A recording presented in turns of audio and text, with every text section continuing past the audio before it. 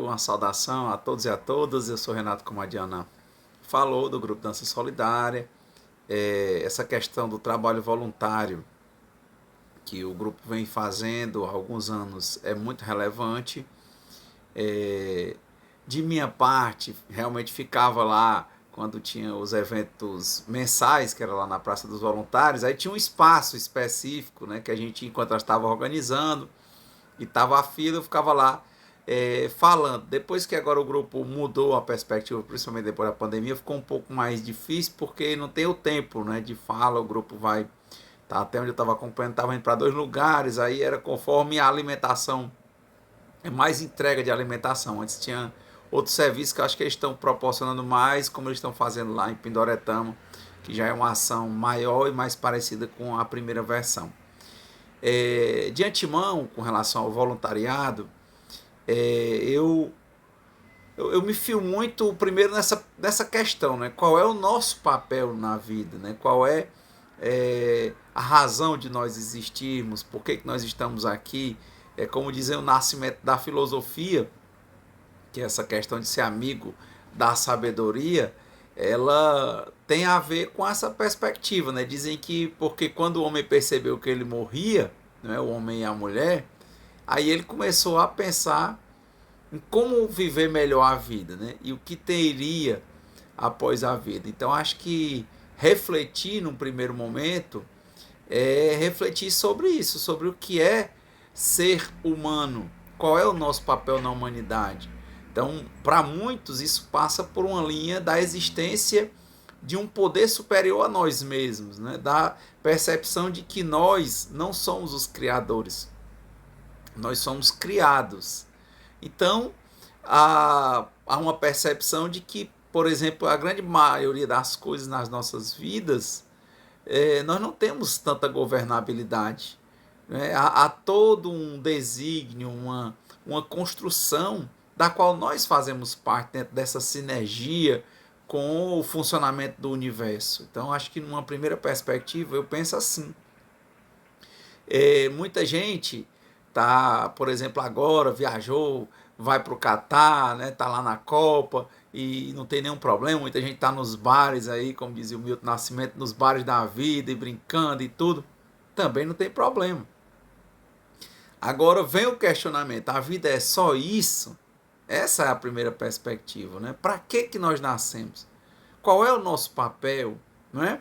Até porque tem vários momentos em que a vida faz curva, né? Às vezes você vai, é uma reta, você está trabalhando, aí quando vê, perde o emprego. Você está com um bom negócio, aí o negócio às vezes não prospera como você esperava. Você tem um relacionamento, às vezes ele se acaba. Como dizia o Buda, a dor existe, né? Doença existe, velhice existe e a morte existe. São coisas universais, verdadeiras, que ninguém escapa. Dor, velhice, doença e morte, por exemplo. Então nós começamos a questionar, né? Será que é só isso? Será que é realmente só assistir jogo, só brincar, curtir a vida? A vida é só trabalhar, ganhar dinheiro e depois brincar e usufruir desse dinheiro do corpo, né? E quando o corpo ele já não tem o mesmo vigor para fazer essas coisas, né? Quer dizer, quem sabe que tipo de velhice vai passar, quem sabe se vai envelhecer, quem sabe que tipo de adoecimento vai ter. Então são várias questões que ficam surgindo na nossa mente e que levam uma grande parcela das pessoas no mundo a entender que a vida não é só curtir. E muitas vezes a entender até que a vida é muito menos do que só curtir, né? A vida é muito mais no sentido de uma colaboração universal, em que nós recebemos os dons da vida para interagirmos numa sinergia com todo o plano da vida ao nosso redor. E é aí que surge, a partir dessa compreensão, eu acho que vem a noção de que algumas pessoas começam a ter interesse em questões ligadas à caridade, à colaboração, à compreensão acerca das necessidades que tem, das necessidades dos outros. E aí que começa toda uma noção de doação, doação de uma parte do tempo para retribuir de alguma forma todos os dons que recebe da vida. Por exemplo, poder ter nascido, tendo milhões de espermatozoides e óvulos que não prosperaram e o meu prosperou, né? Ter, por exemplo, poder falar quando milhões de pessoas não podem falar, poder respirar, poder andar, né? Poder ter uma família, né? Diz que só agora aqui no Ceará, nesse ano, mais de 4.000 crianças foram registradas, por exemplo, sem pai, né? Então tem uma mãe, como é a estrutura dessa família, quer dizer uma família disfuncional, e às vezes sequer tem uma família. Quantas pessoas que estão abandonadas, que não têm um lar, então quer dizer, são muitas carências que nos levam a esse contexto de refletir sobre o nosso papel. Aí é que vem a noção de voluntariado. Eu adiro a uma noção que eu vi melhor explicada no livro do Paramahansa Yogananda, que é o Autobiografia de um Yogi, e lá nos rodapés eles estavam questionando, dizendo que esse pessoal que medita, a vida é só contemplativa. E eles explicam lá, o Yogananda faz um rodapé explicando que nunca foi assim na história deles, né? Que desde os antigos Vedas e até antes, eles falavam que a vida a gente tinha que viver 50% material e os 50% espiritual. Era um equilíbrio entre isso.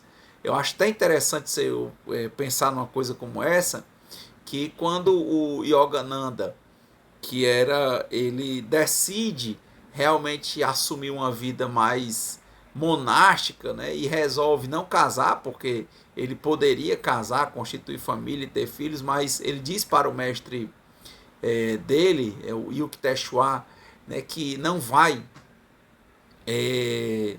casar, que ele quer viver uma vida realmente dedicada à evolução espiritual e à divindade.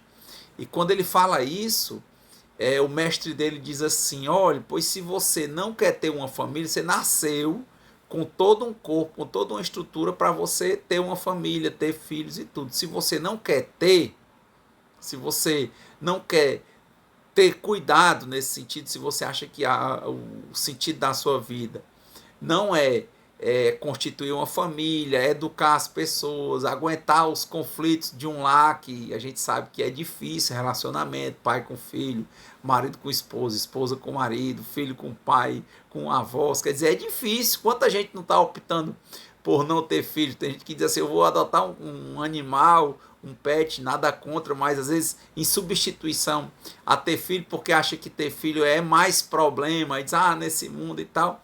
Mas o Yogananda diz: não, eu não estou com medo, a minha questão é que realmente eu entendo que a minha vida é para ser uma vida monástica, uma vida de contemplação. E o mestre dele diz assim: tudo bem, se você quer, mas não pode você, por exemplo, ter uma vida que seja de total desligamento do mundo. Você tem, se você não quer ter filhos, você vai ter que ter uma responsabilidade de cuidar dos filhos dos outros que não tem quem cuide.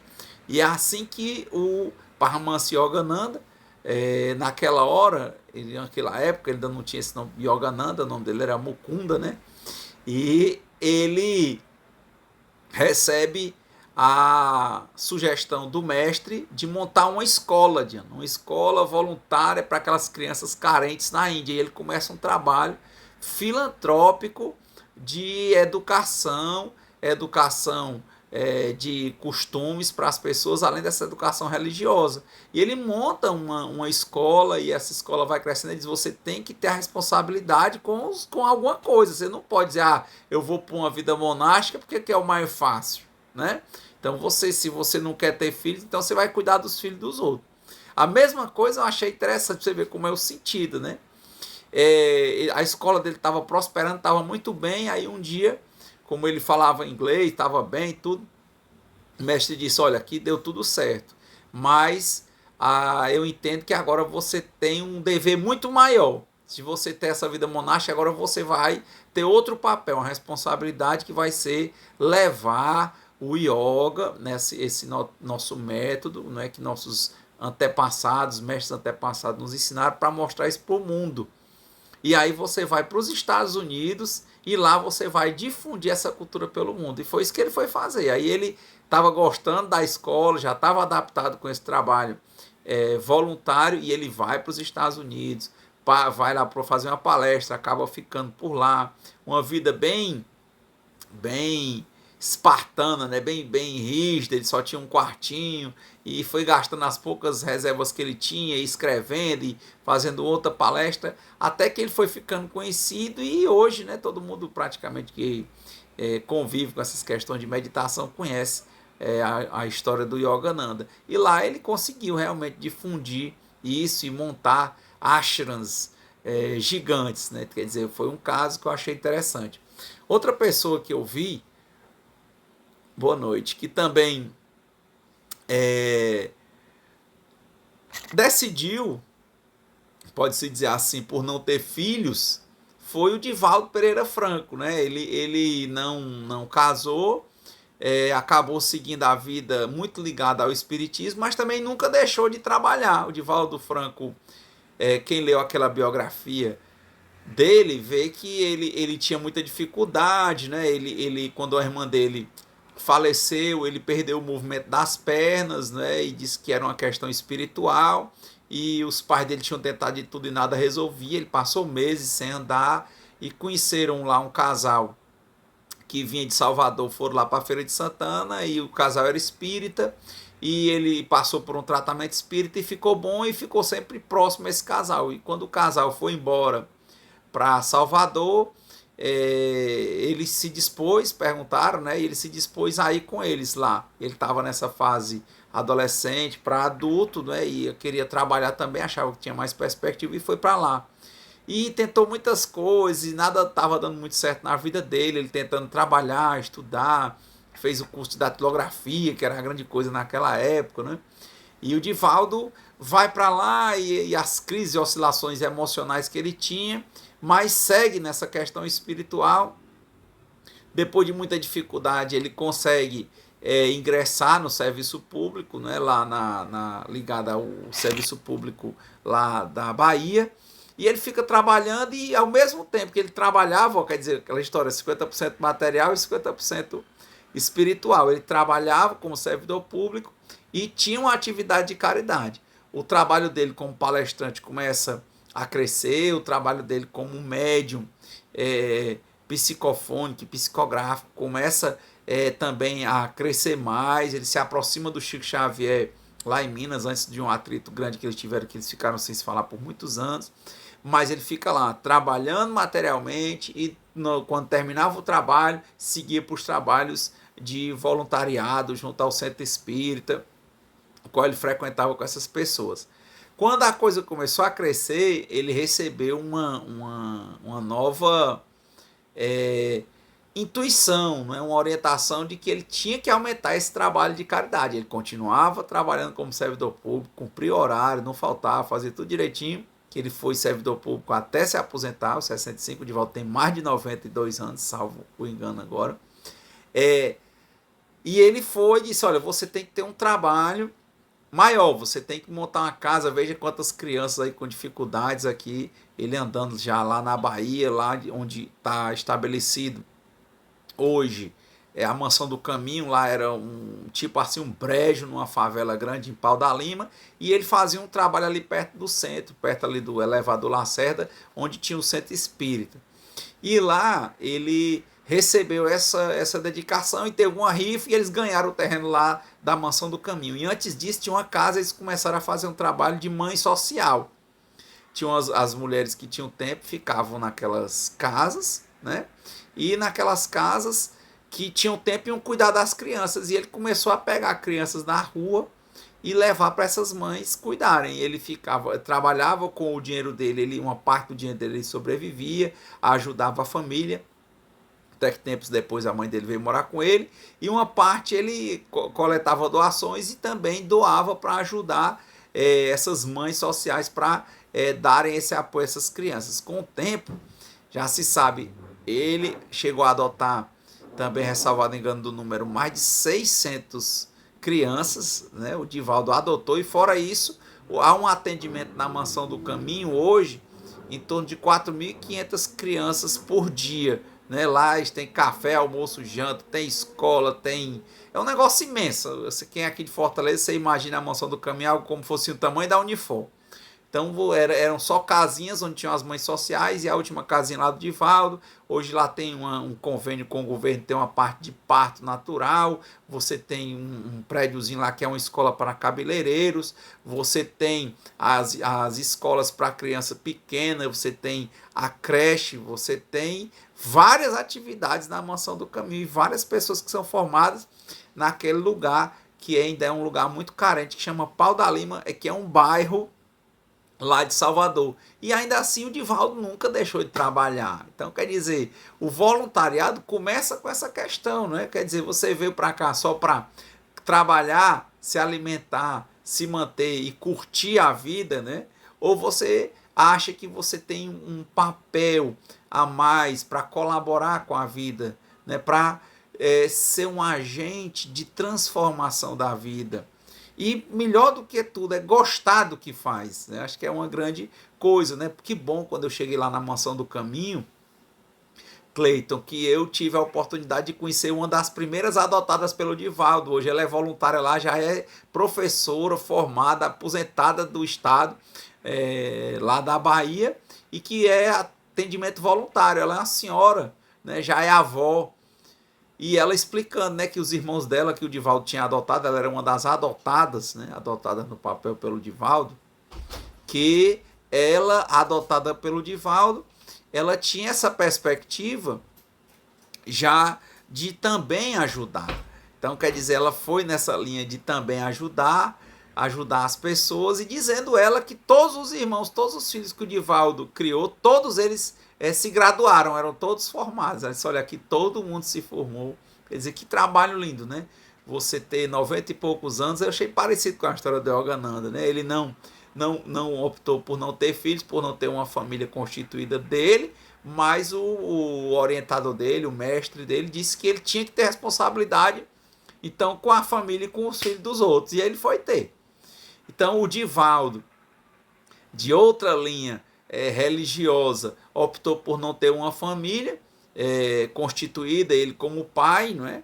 E aí ele vai e passa a ter uma atividade que, para além das palestras e tudo, de receber doação, de organizar a Mansão do Caminho, que não é feita só por ele, é claro, são centenas de pessoas que trabalham lá, e na época, principalmente ele e o Newton, né? O Newton ajudava muito, o Newton já é falecido, e quer dizer, conseguir esse trabalho, e ele nunca deixou de trabalhar materialmente para ter a subsistência dele, e não deixou de fazer o trabalho espiritual, né? Ele levou as duas coisas a sério, e tá aí, 600 crianças adotadas, em torno de 600 crianças, todo mundo bem formado, o aniversário dele lá mostrando lá as fotos, a coisa mais linda do mundo, e fora isso, quantas milhares de crianças já foram atendidas desde os anos 50, que é a época, né? 50 e pouco que o Divaldo montou isso, nós já estamos em 2022, que o Divaldo, como palestrante, que começou a viajar mais, você imagina, ele tinha, depois que ele se aposentou, em torno dos 60, 65 anos de idade. Então, mas mesmo assim, de 65 para 90 e pouco que ele tem, dá quase 30 anos já de aposentadoria, quer dizer. E trabalhando, continua fazendo, depois que ele se aposentou, aí ele pôde se dedicar muito mais ao espiritismo, e tem esse trabalho, né? É um ponto importante. O Chico Xavier também, ele era servidor público também, né? O Chico Xavier era servidor do que hoje antigamente, né? Você tinha a Fazenda Modelo. Hoje a Fazenda Modelo é como se fosse um departamento, dentro de um departamento da Universidade Federal de Minas Gerais. E o Chico Xavier, ele morava em Pedro Leopoldo, trabalhava lá, depois foi transferido para Uberaba, a pedido dele, e lá ele faz essa parte de contar o leite e tal, e cuidar dessas coisas da fazenda, né? Que é como você tinha lá um chefe da fazenda, e ele era o que ia tomando nota de tudo que acontecia, escrevendo, datilografando. Era o papel do Chico. Nunca deixou de trabalhar, até onde se sabe, era um ótimo servidor, não faltava, trabalhava o máximo que podia. Quando eu tive a oportunidade de frequentar, né, o Centro Espírita Luiz Gonzaga, lá em Pedro Leopoldo. Depois fui lá na Fazenda Modelo. E antes de ir a Uberaba, se você puder visitar lá a Fazenda Modelo, lá tem um espaço embaixo da fazenda em que o Chico ele ia cumprir o horário, trabalhava no horário normal, e na hora do almoço o Chico psicografava. Então lá tem assim até uma frase, né? Aqui, quando o Chico viu uma determinada situação no livro Paulo Estevam, ele caiu de joelhos e chorou. Quer dizer, na hora do almoço, ele tirava, almoçava rápido e ia fazer psicografia. Quando chegava em casa, ia fazer psicografia. E nos dias que ele ia para o centro, às vezes entrava no centro 5 horas da tarde, às vezes saía 5 horas da manhã e no outro dia ia trabalhar. Quer dizer, uma coisa não impede a outra. E eu sou muito dessa linha de valorização e que a gente tem que fazer as duas coisas, né? Eu acho que, até mesmo porque pelo espiritismo, se você for por essa linha espírita, né? A ideia é dar de graça o que recebeu de graça, e não é para ir receber, viver disso, né? Então, quer dizer, os grandes nomes que eu conheço, eles faziam as duas coisas, por isso que eu também procuro dedicar a minha vida dentro do que eu posso, 50% no material e 50% no espiritual. Eu estudo espiritual e estudo material. Eu leio 1 hora por dia de um livro para desenvolver minhas aptidões materiais e leio um livro com as minhas aptidões espirituais, 1 hora. Né? Eu tenho meu momento de falar para as pessoas, compartilhar essas coisas que eu estou lendo. Vamos criando outras situações. Os convidados, o pessoal está convidado novamente para irmos para o Natal de amor, não é? Para, por exemplo, lá se vestir de Papai Noel e com outras pessoas para entregar aqueles presentes. Quer dizer, o que eu ia fazer no Natal à tarde? Eu passo o Natal à noite com a minha família no dia 24, na véspera. Né? O que custa, sabe, vestir uma roupinha de Papai Noel e com pessoas que se organizaram e fizeram presentes com muito amor e carinho, e ir lá cantar nos hospitais, entregar presentes para acompanhantes, crianças, idosos que estão lá, muitos sem receber visita há muito tempo, né? Quer dizer, que gostoso, né? Você poderia estar fazendo, eu realmente fazendo o quê? Eu acho que era o melhor canto de estar. Né? Quando a gente vai falar, a gente está aqui 1 hora como essa, realmente é muito gratificante. Fiz os meus trabalhos materiais do dia e posso tirar um tempo da noite para ser voluntário, para falar. E como é bom isso, como eu vejo essas coisas se desenvolverem. Eu vejo, por exemplo, quando você parte para empresas, né? Eu vi lá a Sociedade Espírita de Fortaleza, né? Ela tinha um convênio, elas têm uma geladeira lá que estava funcionando 24 horas. Eles prenderam assim uma geladeira na parede, e a geladeira, o pessoal da rua chega lá e sempre tem alimento para as pessoas. Não sei se vocês já viram esse trabalho, que eu tive a oportunidade de falar. Eles fizeram um convênio, lá eles são todos registrados, se organizaram formalmente, conseguiram os convênios com, por exemplo, com a Fábrica Fortaleza, né, que ela faz doação e recebe abatimentos com relação à tributação. Então sempre tem biscoito para as pessoas que passam lá com fome. Quer dizer, as pessoas trabalham materialmente e trabalham nessa parte espiritual voluntária no centro. O centro, a empresa trabalha para obter lucro, para dar alguma contribuição para a sociedade com o produto que ela desenvolve, e também faz doações para ajudar as camadas mais necessitadas da sociedade. Né? Quantas empresas hoje não têm trabalhos filantrópicos? Quer dizer, a função da empresa é ganhar dinheiro, mas nem por isso ela deixa de ter uma fundação. Se você pega hoje a fundação de um dos homens mais ricos do mundo, né, que é o Bill Gates, né, você tem a fundação Bill e Melinda Gates, tem um documentário muito bom no Netflix, né, eles pegaram, por exemplo, doações do maior mega investidor do mundo, que é o Warren Buffett. Já está claro, o Buffett já tem mais de 92 anos e continua lúcido e tal, mas o patrimônio dele, ele já doou, fez a maior doação de uma pessoa física, ele doou quando a esposa dele faleceu, ele fez uma doação para a filantropia de 34 bilhões de dólares. Quer dizer, ele continua investindo, ele continua tendo em torno de 260 bilhões de dólares, mas ele doou a maior doação da história, 34 bilhões de dólares para a caridade. Quer dizer, o Bill Gates, que é muito amigo, pegou uma parte desse recurso, aproveitou na fundação. Eles estavam querendo erradicar, por exemplo, as mortes na África por desinteria. Ele percebeu, por exemplo, que lá as vilas não tem uma condição baixíssima. Não sei se vocês chegaram a ver esse documentário, Diana, é muito bom, né? Do Bill e Melinda Gates. Aí lá o pessoal, o mesmo lugar que aquela comunidade bebe a água, eles colocam os dejetos deles, né? Quer dizer, urinam, defecam. E logicamente que o índice, se bebe daquela água, o índice de gente morrendo de desinteria é alto, né? Então eles começaram a aplicar esse dinheiro, conseguiram ter uma redução muito grande desses casos, desenvolveu, ele fez um concurso para ver se apareciam ideias de como montar uma latrina, né, um vaso que aproveitasse água, né, para aquelas pessoas, e conseguiu ter um projeto colocando vasos desses altamente tecnológicos em várias comunidades na África. E nem deixa, né, de estar desenvolvendo e ganhando dinheiro com a Microsoft, e continua tendo um trabalho filantrópico fortíssimo e dedicando tempo a estudar e desenvolver isso. Ele criou uma máquina, Diana, depois de um concurso também que ele fez, né, para premiar a melhor invenção, e ele comprar. Primeiro foi essa da latrina, depois foi uma máquina para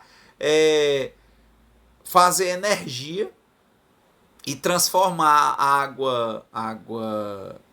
água do esgoto em água potável. Não sei se você viu, ele criou uma máquina, eles colocam as fezes dentro da máquina, vão juntando as fezes, né, das pessoas que vêm dessa latrina. Ele pega, fora o pessoal, tem gente que usa a fezes da latrina para mistura com folhas e criar adubo, né? Eles pegam aquela fezes, vão jogando, aí ele aquece aquela fezes.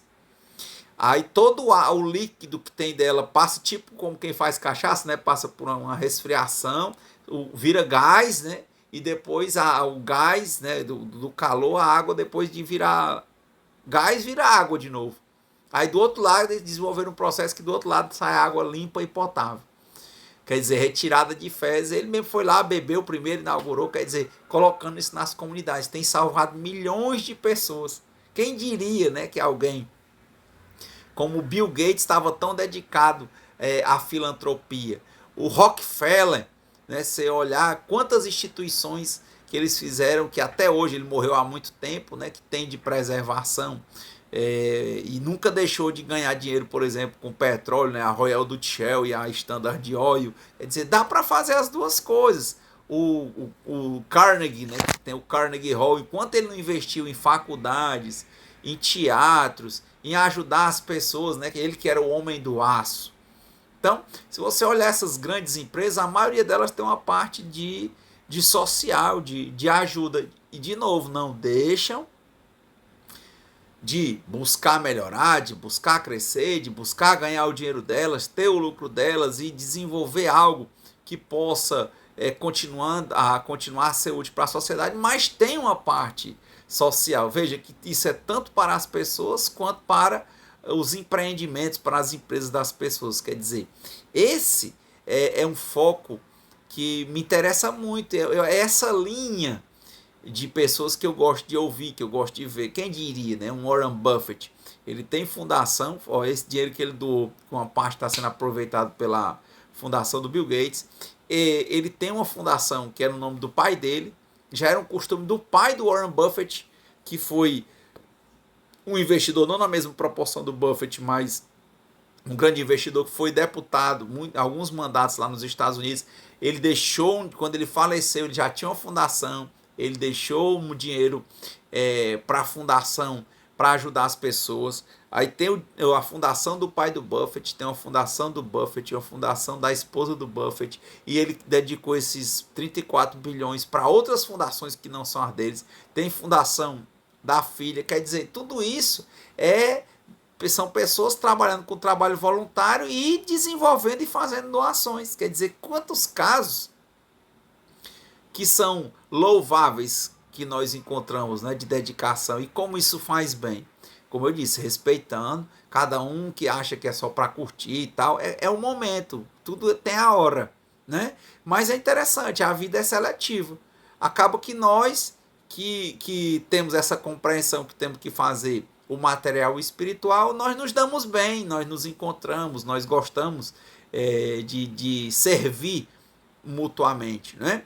Mas também tem um problema, puxando por outro lado, né? Que tem pessoas que, ao invés de estarem assumindo os 50% material e os 50% espiritual, às vezes não se percebem e, ao invés também de assumirem os problemas que eles têm nos seus lares, nos seus compromissos, às vezes usam a caridade como uma fuga dos problemas de casa. Aí a casa cria mais problema. Não é esse tipo de gente que a gente quer, né? Assim, que a gente incentiva, né? Eu acho que a grande ideia é realmente, de forma equilibrada, cuidar do seu lar e das suas coisas e com uma parte do tempo compromissada para fazer o voluntariado.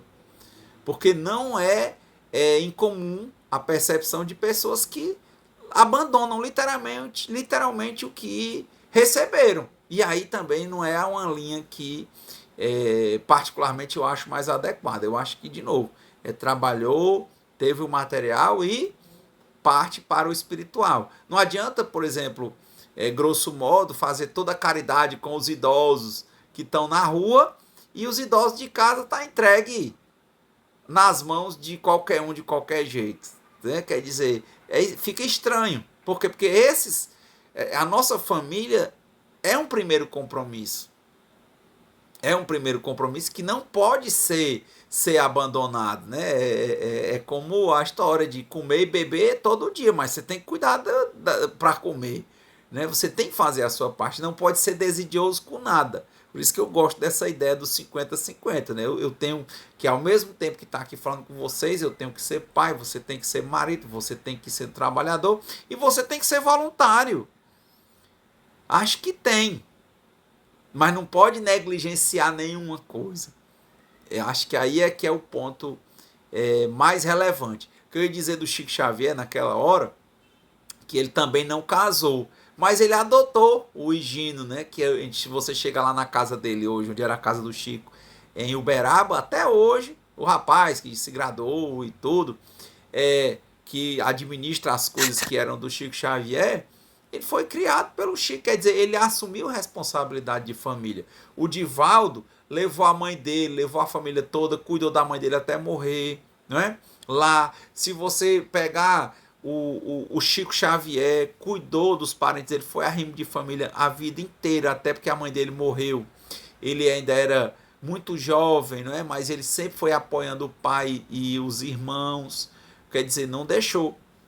Tem um grande conhecido como um dos sábios hindus, depois vocês podem pesquisar, que é o Ramana Maharishi, né? E ele, aos 16 anos, ele foi para um templo lá e entrou em meditação. Ele meditava constantemente, direto lá. E depois ele criou-se toda uma estrutura em volta do Maharishi impressionantemente. Ele tinha os momentos de educar as pessoas. Ele, quando a mãe dele precisou, ele foi seu arrimo, levou a mãe dele, cuidou da mãe dele até ela morrer. Quer dizer, todo esse tipo de compromisso, eu compreendo que ele tem que ser feito de forma equilibrada e paralela. De novo, 50-50. E quando fala de coisa de casa, eu acho que a gente não é voluntário em casa. Eu acho que a gente tem um compromisso em casa. O voluntário, e o impressionante é que dá para fazer. Tá o caso que eu contei aqui, vários casos, né? Dá para você fazer tudo. E se você realmente der valor, entender que é importante fazer a parte de voluntariado, vai ter muito tempo. Esse tipo de gente é que eu vejo começarem as coisas e darem continuidade. Como dizia um colega meu, quem tem menos tempo é quem tem mais tempo. É impressionante como esse povo continua. Agora a gente que está fugindo é assim, o namorado deixou, aí porque está agora com tempo, vai lá pro negócio. Na hora que arrumou outro namorado, não vai mais. Entende? Aí quando não vai mais, aquele grupo fica precisando, né? Quem é que vai ocupar aquele lugar que aquela pessoa ocupava? Enquanto aquele outro que ele é sistemático, ele cuida da casa dele, ele vai para o trabalho dele, quando termina ele vai para o voluntariado, ele vai toda a vida para o voluntariado, porque ele acha que aquilo é importante. Por isso que eu acredito mais nesse, que tem menos tempo, que tem mais tempo, porque ele acha que é importante, ele separa uma parte do tempo dele para ser voluntário. E aquilo ali vira um compromisso, né? Um compromisso que a ele faz bem à sociedade. Mas com esse cuidado, eu sempre faço essa ressalva. Eu fico muito reticente quando eu vejo alguém que está claramente, às vezes, desidiando dos compromissos que eles têm com o lar, com o trabalho, para ir para o voluntariado, às vezes, porque geralmente aquilo ali é até uma fuga. É uma fuga momentânea, e aí o voluntariado vai precisar daquela pessoa, e depois aquela pessoa não vai poder dar atenção, ou então vai ficar disputando preponderâncias no voluntariado, porque vai querer viver do voluntariado. E é outra coisa que eu acho que também não dá. Né? Voluntariado é voluntariado, a gente não está aqui para ganhar dinheiro com voluntariado. Né? Então, trabalhar, fazer o material e fazer o espiritual, cuidar de casa, cuidar dos compromissos que tem dentro deles o trabalho e a família, e também fazer o voluntariado. E dentro do voluntariado também o que recebeu de graça, dá de graça. Né? Então, não é querer preponderância, ou querer se beneficiar, ou ser político. Né? Eu acho que a política está um fracasso, entende? Eu acho que quando a pessoa mistura, grosso modo, essa coisa com o aspecto político, partidário, de votação, é muito complicado, entendeu? Eu acho que o voluntário tem que ser totalmente desprendido. Né? Para finalizar, dado o tempo, eu tive a oportunidade de estar agora em Assis, lá na Itália, e estava olhando nesse caminho de São Francisco. Tão interessante, né? São Francisco ele se voluntariou literalmente para reconstruir as igrejas que estavam caídas. Começou lá por Porciúncula. Hoje tem lá em Porciúncula tem uma igrejona gigante, e no meio tem a igrejinha que São Francisco reformou e celebrava. É uma igreja de 4 metros por 3. E ele dormia numa barraquinha do lado, ele não dormia dentro da igreja não. Lá tem onde ele colocava e tal. Então ele tinha o trabalho dele com aquelas pessoas. Como a vida dele era aquela, ele pegava para aquela obra, tanto que tem pobreza, né? Como base da instrução deles. Né? Ele tinha uma vida em que ele tinha o trabalho para aquela obra e tinha a vida dele. E eu achei interessante que, como começou a gerar muita suscetibilidade entre o clero, né? Porque começou a criar-se um credo em volta de Francisco naquela época, né? Ele temeram que a própria igreja, por causa da Inquisição, o matasse. Então ele decidiu ir falar com o Papa para criar uma ordem, porque estavam dizendo, olha, esse cara não é padre, ele não é ordenado, ele está reformando as igrejas, está tomando de conta das igrejas, e tem muita gente indo atrás dele. E ele não pode fazer isso. Então ele deve ser excomungado e perseguido pela igreja. Então ele foi mostrar para o Papa que o que ele estava fazendo era simplesmente amar como Jesus amou, viver como Jesus viveu. Jesus não tinha nada de material, e é o que ele estava fazendo. Depois de muitas dificuldades, o Papa concedeu a criação da ordem, quer dizer, ele não tinha pretensão de se institucionalizar, mas ele fez por precaução. Quando ele cria a ordem, era para ele ser o quê? Como ele era o mais conhecido e tudo, era para ser ele o presidente da ordem. Ele mesmo disse que não queria. Ele nunca presidiu a ordem que foi criada porque ele pediu, né? A ordem dos irmãos menores. E impressionantemente, tinha gente que foi querer se profissionalizar, por isso que eu estou lhe dizendo. Tem uma igreja imensa, mas a igrejinha que ele celebrava é pequena. O que ele pregava de simplicidade, ele vivia a simplicidade. E era muito coerente, ele não tinha pretensão de se profissionalizar. Continuou seguindo, foi criada a ordem e eles saíram pelo mundo. Ele foi ao Oriente, tudo. Quando ele voltou do Oriente, quando chegou lá, tinha tipo assim, o mosteiro parecia um palácio, até hoje, as coisas muito grandes. E ele chegou lá e não reconheceram ele aí. Ele disse, eu sou Francisco, não deixaram ele entrar na porta. Não, você é um mendigo. E conta a história que quando um carroceiro foi passar, ele entrou com o carroceiro, aí os antigos identificaram que realmente ele era Francisco. Aí quando botaram ele no quarto, um quarto imenso, quando viram ele estava lá em cima jogando as telhas de cima a baixo. Aí o pessoal, vixe, o irmão tá doido, quebrando a obra.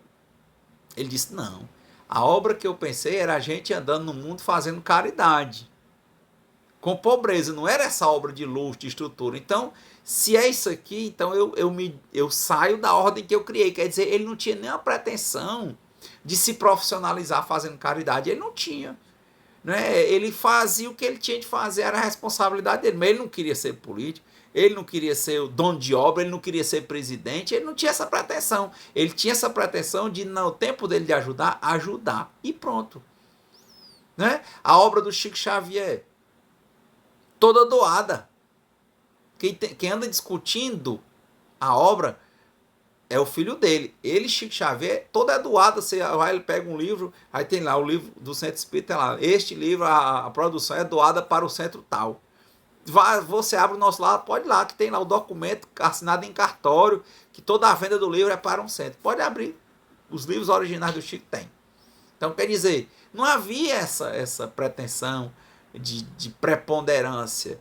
Né? Isso eu acho também que são balizamentos importantes para o desenvolvimento do nosso mistério. Né? Então, em resumo, 50-50, o material e o espiritual. Em resumo, não ser desidioso com o que você tem, com relação à família, o seu trabalho, as suas coisas. E também não pretender com o voluntariado e a caridade, se locupletar, né, para ganhar algo, né, quer dizer, aparecer, ter a preponderância, mas simplesmente servir. Acho que a estrutura básica é essa. Passar e, como disse, né, perguntaram o Chico e tal, e quando você morrer, disse, meu filho, eu sou o capim. Quando eu sair, outro vem. E vem mesmo, tá aí, o Chico morreu. Antes disso, ele saiu de Pedro Leopoldo, o Centro Espírita Luiz Gonzaga continua lá, né? Diziam que ia fechar. Quando o Chico Xavier morreu, diziam que o espiritismo ia se acabar, e foi aumentar. Então, quer dizer, não é assim, né? São Francisco morreu, sei lá, desde 1200 e pouco, e tá aí a obra franciscana grande, né? Quer dizer, não é isso, né? A gente cai a personalidade e sobe o princípio. Então, espero ter sido útil nessa primeira reflexão. Então, um momento de muita gratidão aí. Parabéns ao Grupo Dança Solidária por mais essa iniciativa. É um ponto também importante, você está falando, né, sobre doações. Né? Mas, assim, eu falei algumas questões estruturais maiores, mas dizem, né, as pesquisas que as pessoas mais humildes são as que mais doam nessas campanhas. Né? Inclusive de recurso financeiro, quer dizer, o pouco que a pessoa tem, a pessoa dá. Mas é um caráter também de ter o coração, de ser inclinado a ajudar o outro, entender o valor. Né? E só entende, às vezes, a gente só entende quando às vezes a gente já precisou e foi ajudado. E quantas vezes nós não podemos dizer, se a gente fizesse uma reflexão sincera, quantas vezes nós não precisamos por aí e não fomos ajudados, né? Então, o universo, ele é um espelho, eu entendo assim, ele devolve. Não é que a gente vai fazer as coisas porque tem algo em troca, mas ele devolve. Tudo que eu mandar de negativo, eu volto para mim. E o que eu mandar de positivo, volta para mim. É muito importante a intenção central. Por que eu estou fazendo aquilo? Quantas vezes eu me vejo aqui a memória, uma vez eu fui trabalhar num evento, a primeira vez que eu fui a Genebra, lá na Suíça, e eu tava marcado de encontrar com uma pessoa presencialmente, lá onde embaixo daquela cadeira que tem que a Lady Di doou, que tem uma perna explodida, que era com um movimento contra as minas, né, que tem nas guerras, né, que a pessoa pisa naquilo e explode. E muita gente deficiente por causa disso. E na época, teve um momento lá que eu me atrapalhei para chegar, né, e eu tentei conversar com uma moça no ônibus, e eu me impressionei que ela disse, ela estava, porque lá na Suíça são 4 línguas diferentes, né? Porque o lado mais perto da Alemanha fala alemão, o lado mais perto da França fala francês, o lado mais perto da Itália fala italiano e tem alguns outros dialetos de lá mesmo. Então essa senhora, ela se sensibilizou, ela viu que eu estava um pouco apreensivo, ela disse, eu vou lhe deixar lá. E foi me deixar.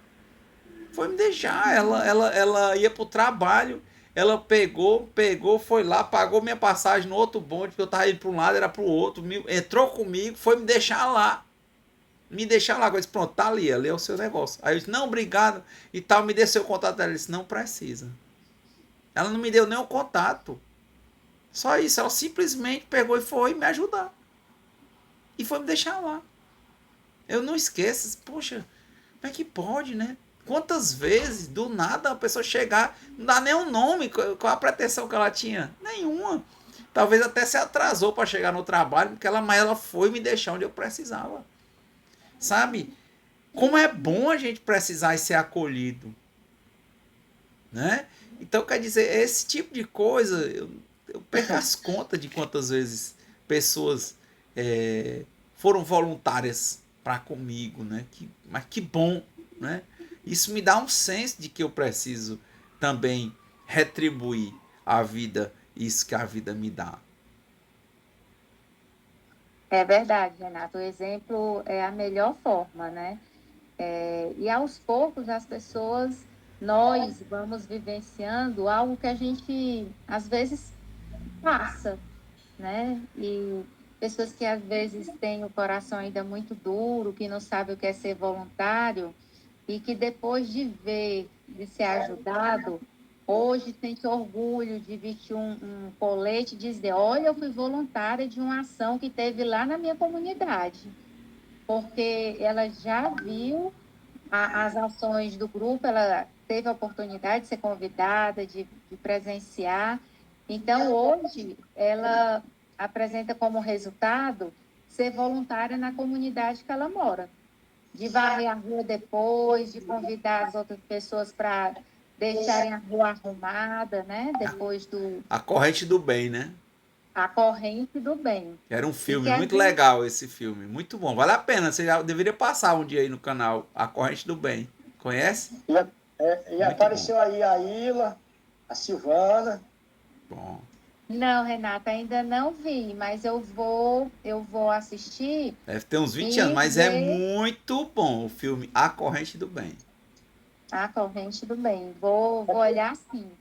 Então, a gente de repente é ajudado numa situação que a gente jamais imagina, né? Quantas vezes nós somos aquelas pessoas que estamos na beirada da estrada esperando alguém parar e dar um alimento, dar uma água, né? Ver que você existe. Muitas vezes nós passamos por isso e só na hora que a gente está bem no aperto é que a gente vai dizer, oh meu Deus, muito obrigado, porque essa senhora apareceu lá no ônibus e te ajudou, né? Às vezes, situações que nós passamos mesmo, Claro, né? você tá aperreado, uma pessoa assim do nada chega e não, mas vê e procura ajudar e ajuda. Né? Que é parte daí, né? Com naturalidade. Eu acho que assim a gente vai fazendo aos poucos, porque defeito de caráter eu compreendo que todo mundo tem. E ainda tem uns tais defeitos que a pessoa gosta tanto que tem medo de tirar, porque acha que vai perder a personalidade. Mas também tem esse outro lado que funciona lutando para a gente ser melhor. Sim. Algum ponto a mais, gente? Eu só tenho a dizer que esse trabalho que eu faço com a Diana, olha a Ila, rapaz, e a Ila, boa noite. Fala alguma coisa aí. É, Boa esse noite. É trabalho, porque eu coloquei o microfone. Eu estou aqui no salão, eu fui caminhar e cheguei agora há pouco. esse trabalho que eu faço, mais com todos vocês do Solidária, eu me sinto muito bem, porque tudo que a gente faz para o próximo está fazendo para o irmão, porque o irmão é mais semelhança de Deus. Então isso me preenche, isso me fortalece, porque não é com troca, né? Porque tudo que Deus me dá não é meu, é dele. Então é um talento que Deus me deu. Então, esse talento, se eu enterrar, você serve mal e fiel. Mas se eu conservar e multiplicar, Deus é bom e fiel. Então eu faço com amor, eu faço com carinho. E é muito bom você chegar e você dar algo para uma pessoa e a pessoa se sentir, ficar muito feliz e assim, muito obrigado, que Deus te abençoe. Isso são as coisas que a gente já está recebendo. Não que a gente vai receber da mesma pessoa, mas vai receber de outro, porque tudo a lei do retorno, toda ação tem uma reação. Não tem isso. Tanto vai ser grande como pequeno. Tudo nós, um tempo, vem de volta. Porque nós damos com amor, com carinho, e damos para aquelas pessoas que não têm necessidade de retribuir. Mas muitas vezes nós somos egoístas, muitas vezes não entendemos a Deus, porque Deus diz assim, ó, quando vocês convidarem alguém para o banquete, para uma festa, convide aquelas pessoas que não têm retribuição de retribuir com você, porque você é o dono da festa, então você tem direito de bancar. Então Deus está tudo de volta àquele que não for festa.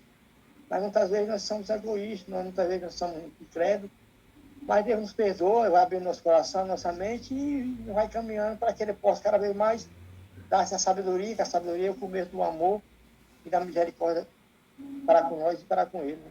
Olha, eu tive a oportunidade, Deus me proporcionou, e o trabalho também, né? De visitar agora a Terra Santa. Eu tive todos os pontos onde Jesus passou, onde ele nasceu e tudo. E muitas vezes eu me ajoelhava e orava e dizia assim, poxa, eu vi tanta gente chorando e tudo, e aquilo não... Eu não chorei assim, eu não senti, eu disse, a forma que eu tenho mais de me sentir perto de Deus, que eu acredito, né?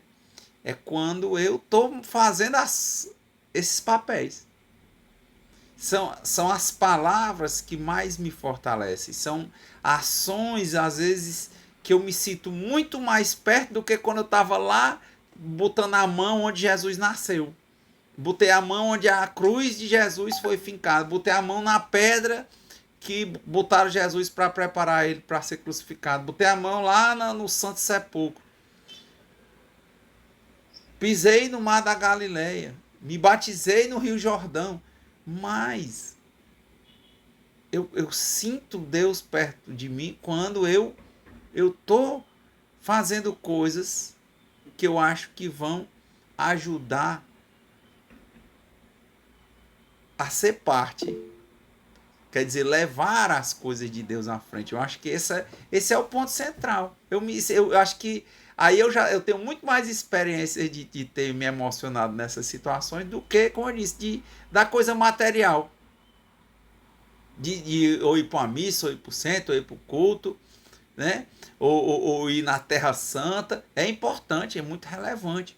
Mas me toca muito mais, eu acho, quando faço essas falas. Eu acho que eu me melhoro um pouco mais também, né?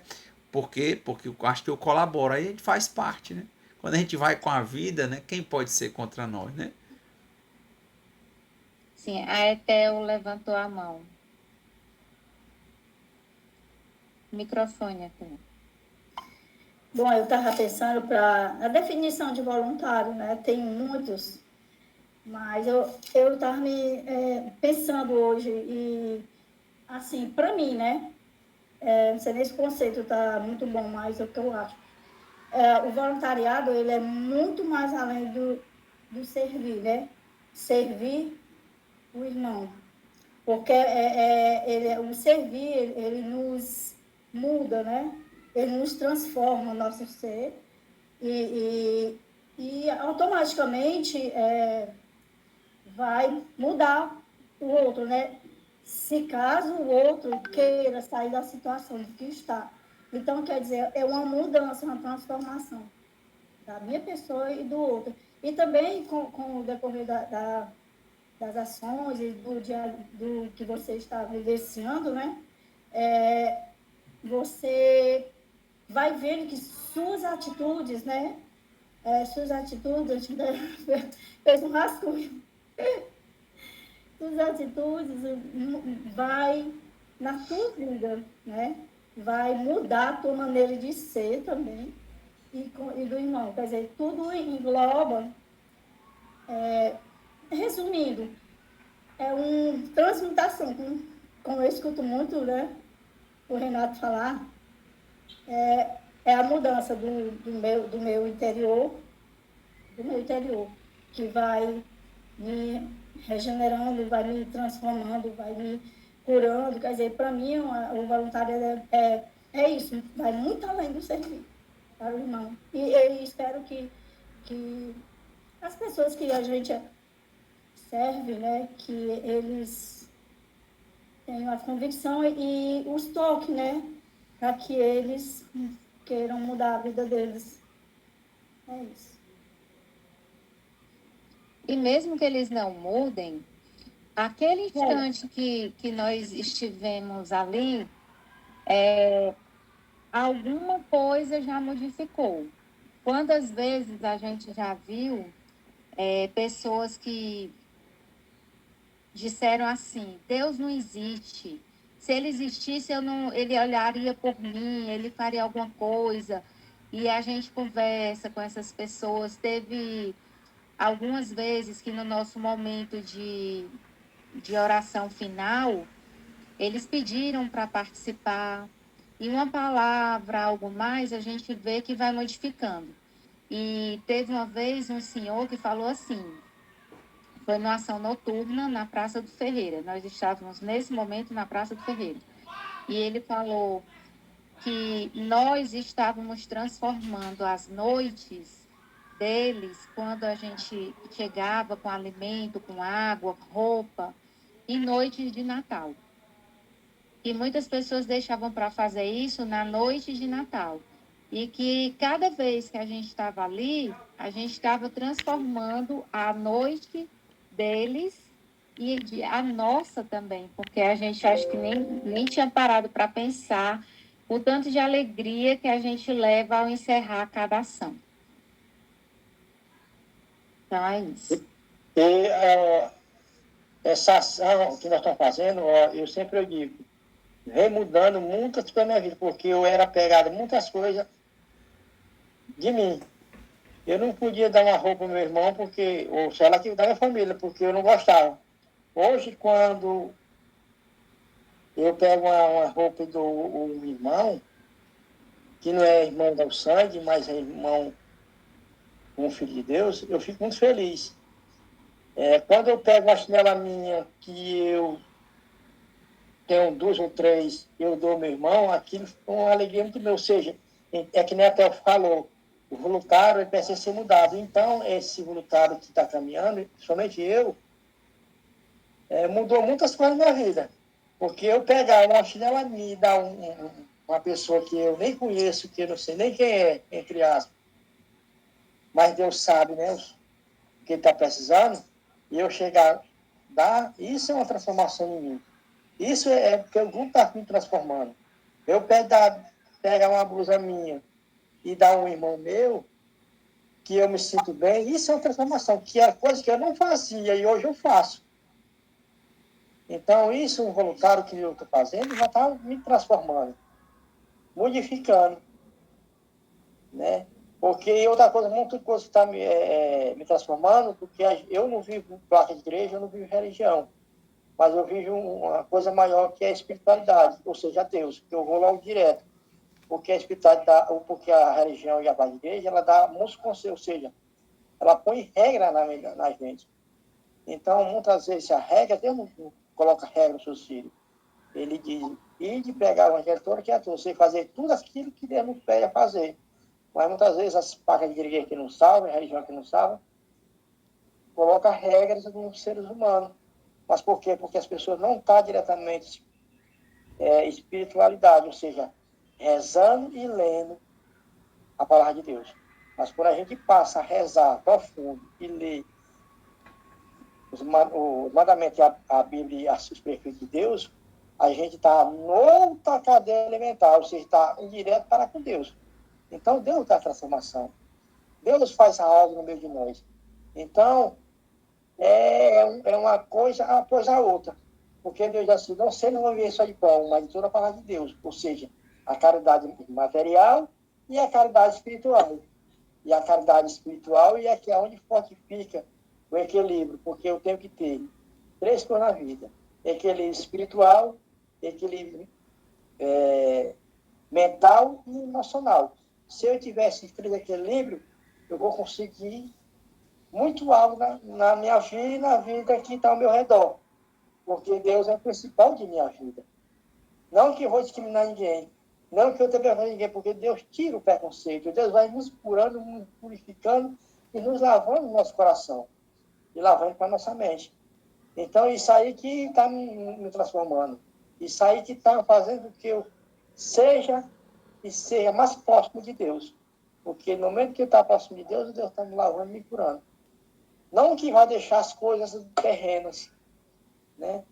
Mas aquilo que está terreno, Deus vai nos equilibrar. Porque após a morte eu não vou levar. Não é isso? E é isso. Mais alguém deseja falar?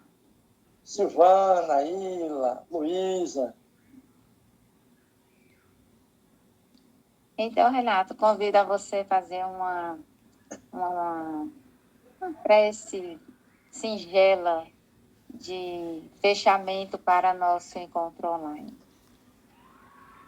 Bom, só agradecer e que realmente fica sempre um pouco de perfume nas mãos que oferecem rosas, né? E nas mãos que e sabem ser generosas. Que Deus possa fortalecer cada vez mais dentro dos nossos corações essa atitude, que a gente tenha diligência para com a vida, né? No servir é que nós nos edificamos. Gratidão a Deus e a todos. Muita paz. Boa noite, gente. Muito obrigada.